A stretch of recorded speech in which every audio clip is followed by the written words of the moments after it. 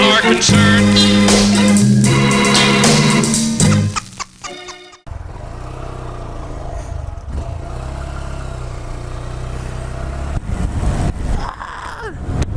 Okay. And see, the thing is, most people for their 21st birthday go a little crazy. And it's all good, you know, because it's your 21st birthday. Go right ahead. Get as shit-faced as you want. No one's gonna stop you. So, Eric decided to make a little jungle juice for his birthday, which is fine. I guess no one ever gave him the recipe, or at least someone who was probably already drunk kind of vaguely told him what ingredients to mix, and he pretty much just had that to go off of. So it ended up being like 20% fruit and like 180% fucking alcohol. So right off the bat, this party was shaping up to be pretty interesting. And so, you know, a bunch of people start coming over, and Eric is grilling. Eric is the grill master. He's got his little apron on. He's got his little grill stick. He's going to town on this shit. Like, I don't even care about red lights anymore. Anyways, everyone's having a good time. Eric probably didn't really eat much because of this, and that's probably part of the problem. Somewhat empty stomach already going into this. And Eric just starts pounding jungle juice, right?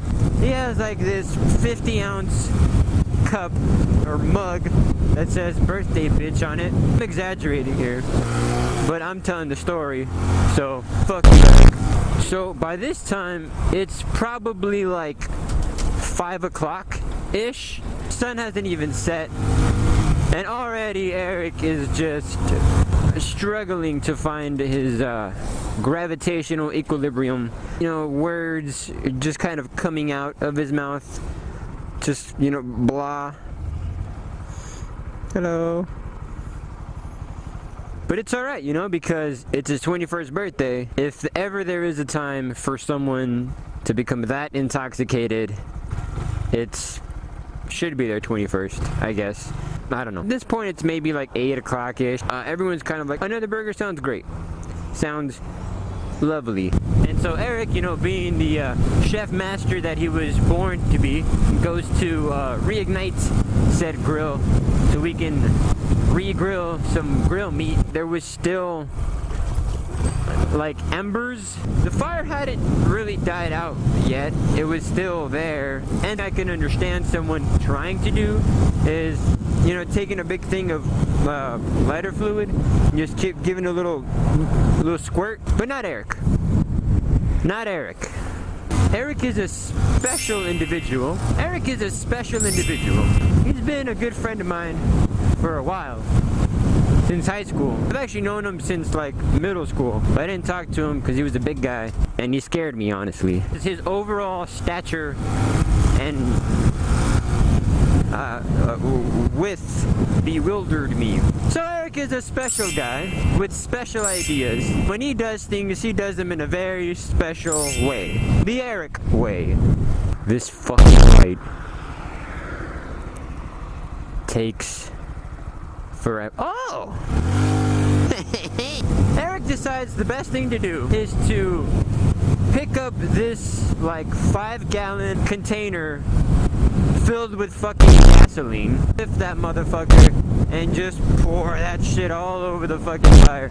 Probably wouldn't have been bad if there wasn't that rag hanging off the nozzle, because then there wouldn't have been something to catch fire, which it did. So it caught fire.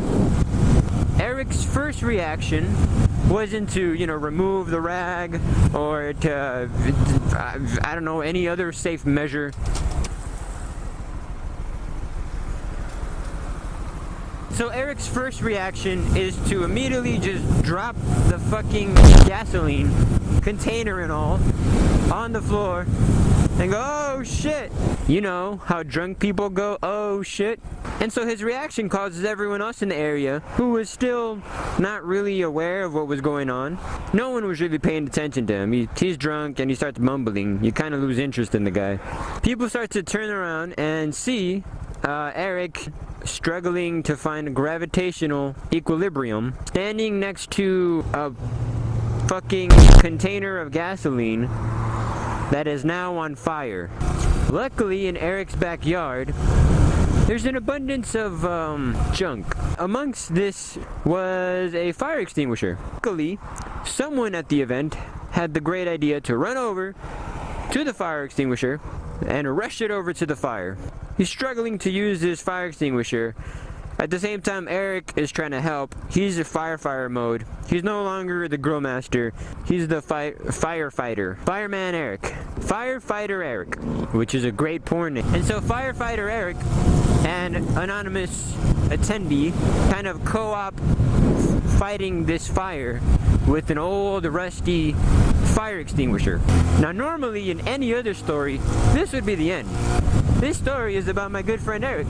And Eric, being a special person, the fire extinguisher at his house had to be a little special. Just a little special. You'd press the thing and it'd shoot out the CO2, but it was so rusted that it didn't disengage.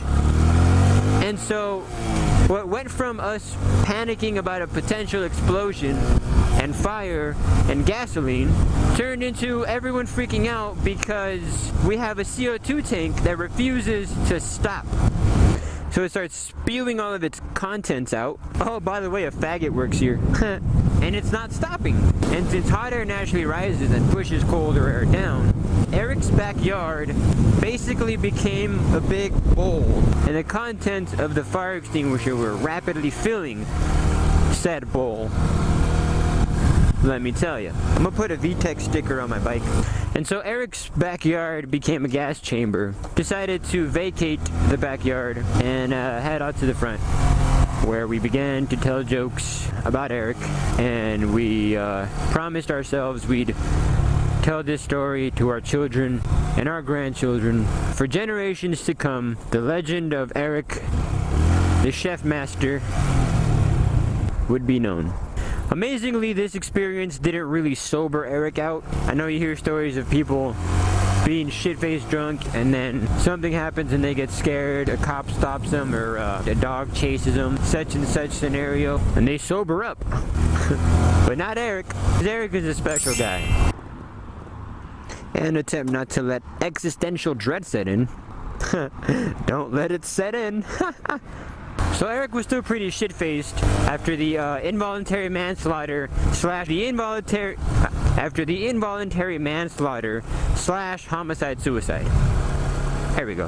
He ended up in this weird spot where he was sitting in the corner, calling me and texting me some very provocative things. Pretty disturbing, actually. Later on in the night, you know, there was the whole face plant situation. But that really wasn't his fault. That chair was not structurally sound. And so, kiddies, the moral of the story: make sure you know how to mix your jungle juice. You don't want to reach those levels of fun, like Eric. Anyways, nifty, huh? Peace out, hunky. Bye-bye.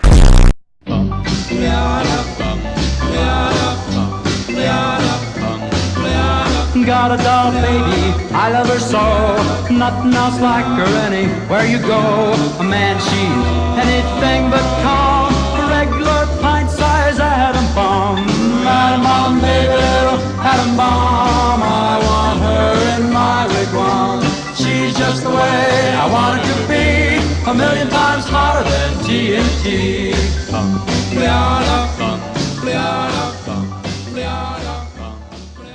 Oh, and then one time he dropped his phone off a mountain.